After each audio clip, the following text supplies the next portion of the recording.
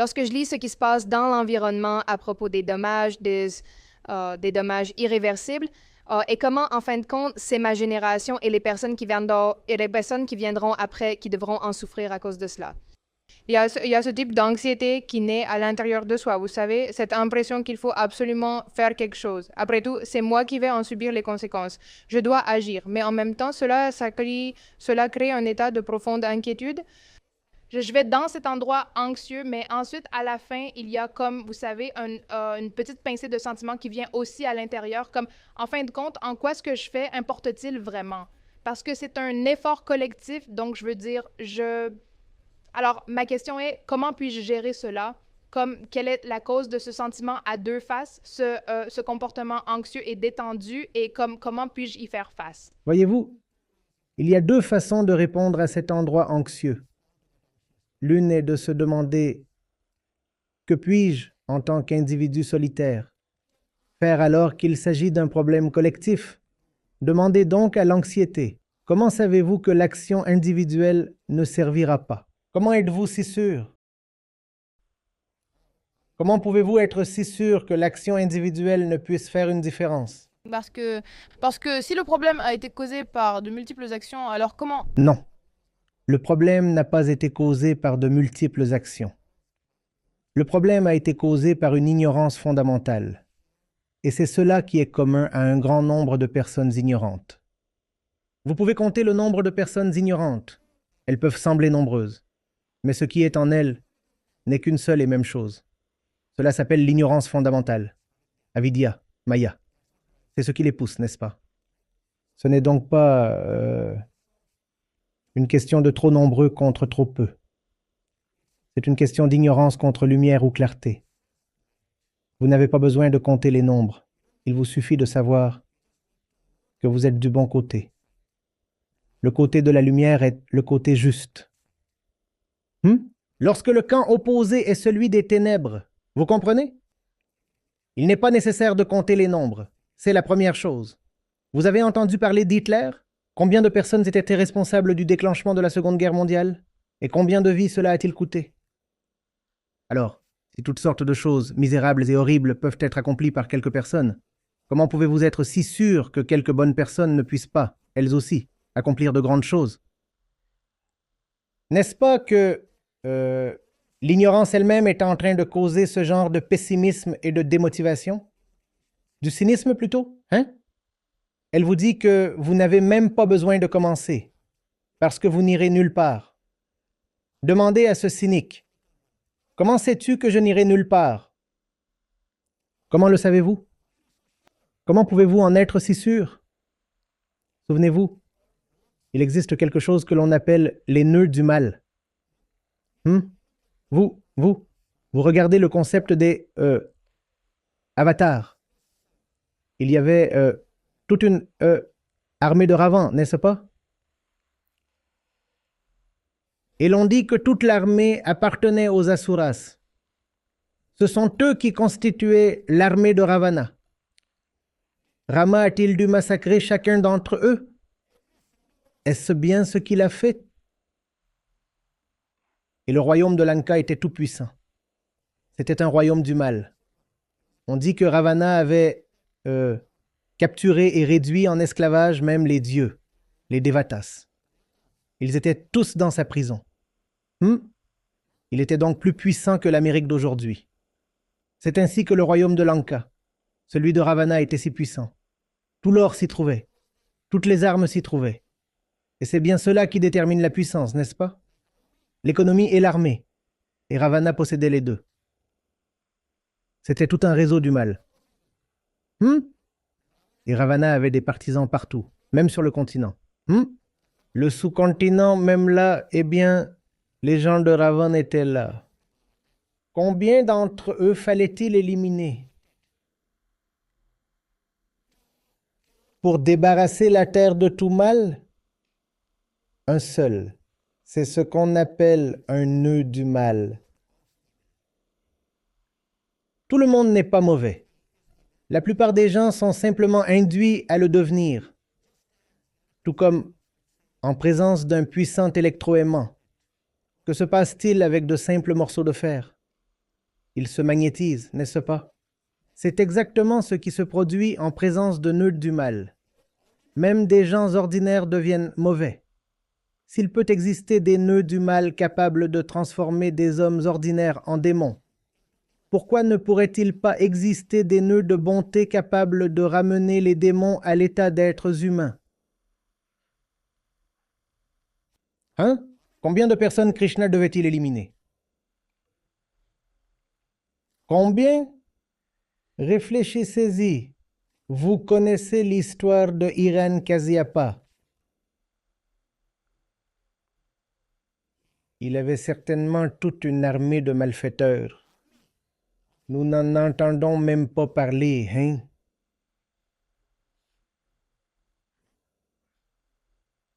Vishnu est descendu uniquement pour éliminer cette seule personne, et une fois cette personne disparue, la Terre retrouva son équilibre.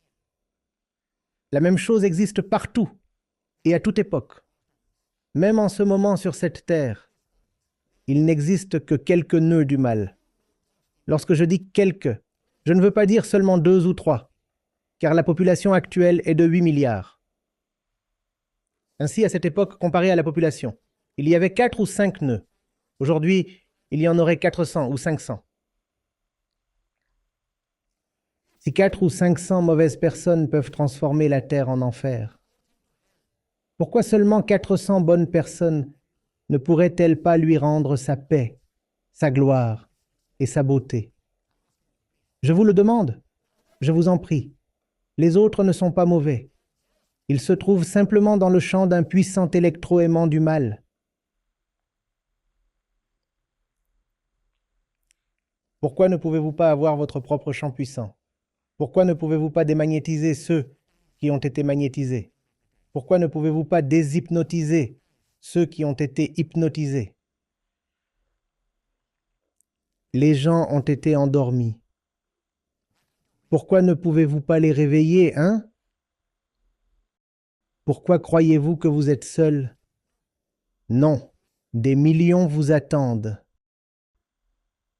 Car il est dans notre nature fondamentale d'être éveillés, et nous avons été anesthésiés. Nous voulons nous réveiller. Mais l'environnement est rempli de chloroforme.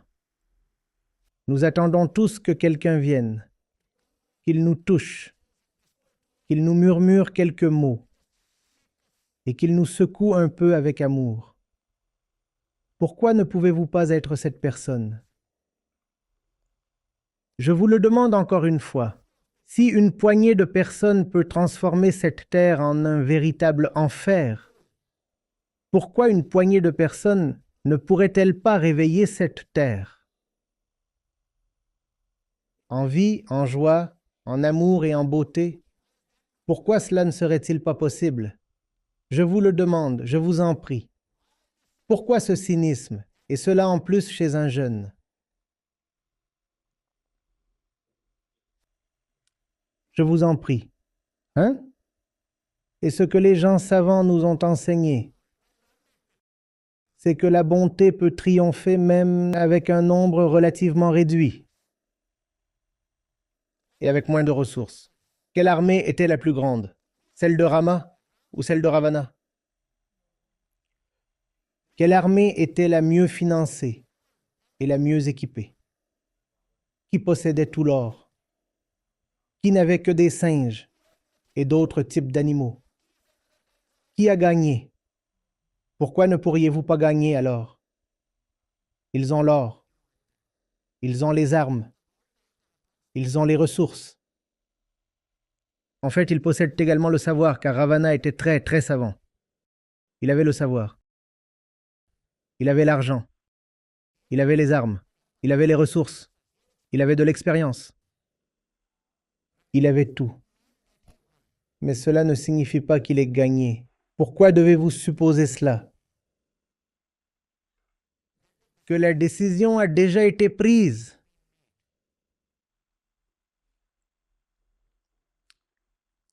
La suite. J'ai dit qu'il y a 2 parties à ma réponse. En quoi cela importe-t-il si vous ne gagnez pas? Hein? En quoi cela importe-t-il si vous ne gagnez pas? Nous parlons donc des avataras. Krishna n'assure jamais à Arjuna qu'il va gagner.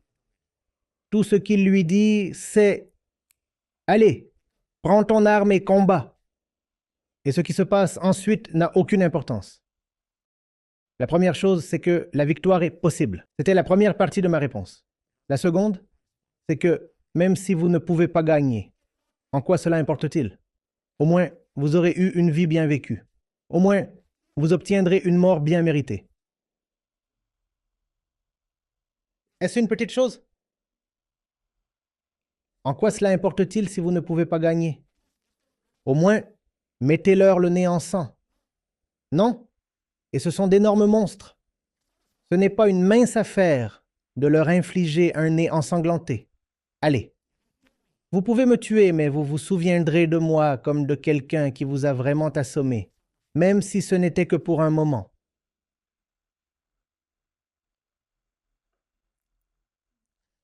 Cela ne vous donne-t-il pas de l'énergie? Ça marche.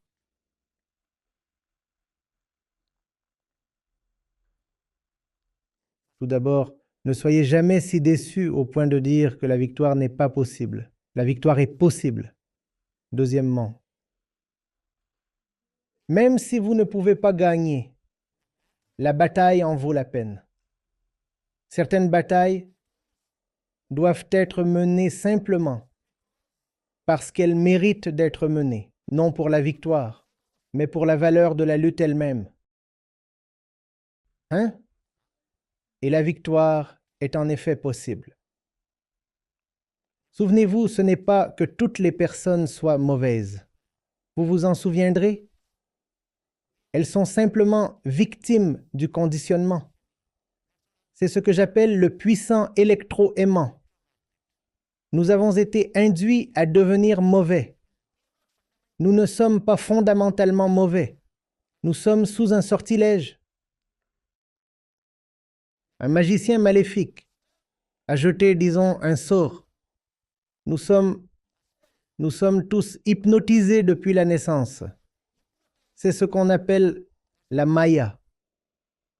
L'hypnose la plus fondamentale, la maya. Nous sommes hypnotisés. Tout comme quelqu'un peut nous hypnotiser. Quelqu'un peut aussi rompre cette hypnose. C'est possible. Ne perdez jamais, jamais la foi. C'est possible.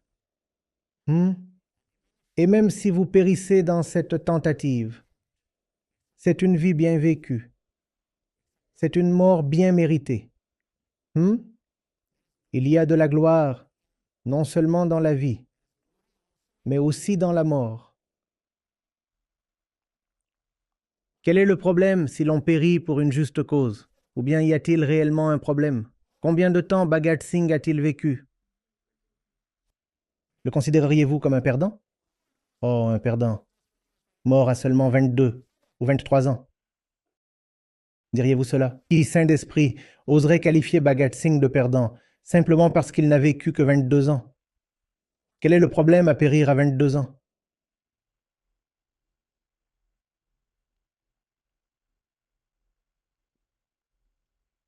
Menez le bon combat. C'est tout. Et souvenez-vous, ils ne possèdent aucun droit exclusif sur la victoire. Arjuna n'a jamais eu la garantie de la victoire, mais il s'est avéré qu'il a gagné. Et Krishna ne dit jamais à Arjuna, pas dans un seul verset de toute la Bhagavad Gita, Arjuna, je suis avec vous, vous gagnerez certainement. Et Krishna aurait très facilement pu faire cette promesse, non? Ne trouvez-vous pas cela surprenant? Krishna ne fait jamais une telle promesse. Tout ce qu'il dit, c'est « Vous devez combattre. Vous devez combattre, et je ne vous aiderai pas. Je ne prendrai jamais les armes. Le combat est le vôtre, vous le livrerez, et vous devez le livrer. Combattez. » Et il gagne. Il est possible qu'il n'ait pas gagné. Pourtant, la Gita garde toute sa valeur. Disons qu'Arjuna ait été tué. Cela diminuerait-il la valeur de la Gita? Peu importe, peu importe. Duryodhana a remporté la victoire. Arjuna a été tué. Arjuna s'est battu vaillamment et est mort en martyr. Bien. Très bien. alors essayez et ne réfléchissez pas trop aux résultats. L'effort en lui-même suffit. Faites-en une tentative sincère et empreinte d'amour. Aimez le combat. Hein? Ça, c'est le véritable amour. Oui.